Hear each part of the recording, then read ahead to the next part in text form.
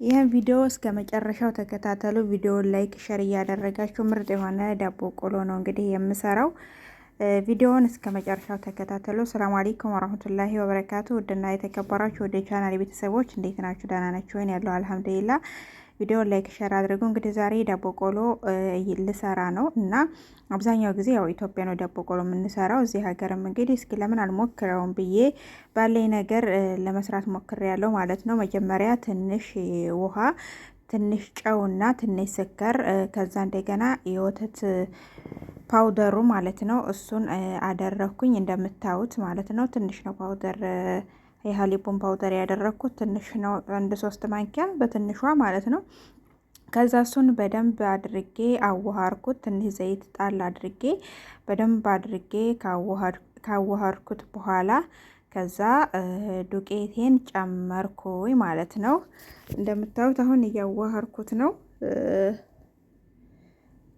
ከዛ ትንሽ ከለር አደረኩበት፣ ትንሽ ከለር አድርጌበት ከዛ ዱቄቱን ጨመርኩት እንደምታዩት።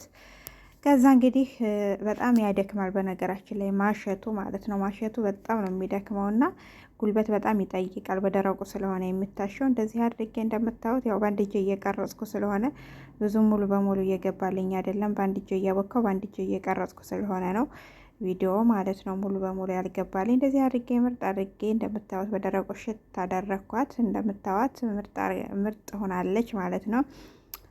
ከዛ በኋላ ወደ የተገባለሁ ወደ መዳመጤ የገባሁኝ። ከጣውላዬ ላይ ትንሽ ዱቄት አደረኩ እንዳይይዝብኝ እንደምታዩት። ከዛ እሱን ካደረኩኝ በኋላ ዳመጥኩት፣ ሊጡን ዳመጥኩትና ከዛ በመቀስ ቆራረጥኩት። ከቆራረጥኩትም በኋላ እንግዲህ ይሄ እንትን ነው ልቆርጠው ነው ማለት ነው። እንደምታዩት ነው። ከዛ ይሄው በመቀስ እንደዚህ አድርጌ ቁርጥርጥ አደረኳት። አሁን ከዚህ በኋላ ወዴት ነው የምገባው? ወደ እንትን ማለት ወደ መቁረጥ ማለት ነው። ወደ መቁረጥ እንደምታዩት ይሄው ቆርጬዋለሁ። በቀይም በነጭም ነው የቆረጥኩት እኔ ያው ከለር ቀይ ብቻ ስለነበር ያለኝ ቀይና ነጭ ሁለቱን ነው የቆረጥኩት ማለት ነው። እዚህ ላይ ቀዩን ጨርሼ እንደገና ደግሞ ነጩን እያቦካው ነበር። ያው ሳቦካ ነጩን አልጨመርኩትም ረስቸው ማለት ነው።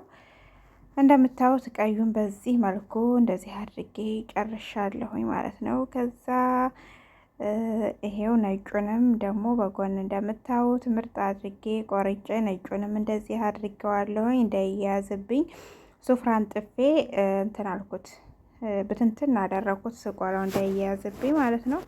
በጣም ነው የሚያምረው። ልክ በቃ እንደ ሀገራችን ነው የሰራሁት እና እናንተም ካመራችሁ በዚህ መልኩ በጣም ቀላል ነው። ሀገራችን ያው በምጣድ ነው የሚቆላው። እዚህ ደግሞ እኔ በፍሬን ነው የቆላሁት።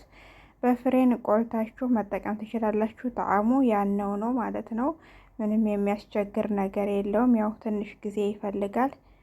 ስለዚህ እንዴት ነው እስኪ ሙያዬን እንዴት አያችሁት? በመጨረሻ እንግዲህ ፍሬን አስገብቼ ይሄው እየቆላሁት ነው እላችኋለሁኝ። እናንተም እንደዚህ አድርጋችሁ እንደኔ ካስፈለጋችሁ ዳቦ ቆሎ ግዴታ ከኢትዮጵያ ማስላክ አይጠበቅባችሁም። ባላችሁበት ሀገር ሰርታችሁ ተጠቀሙላለሁ። ቪዲዮውን ላይክ ሸር አድርጉልኝ። አመሰግናለሁ።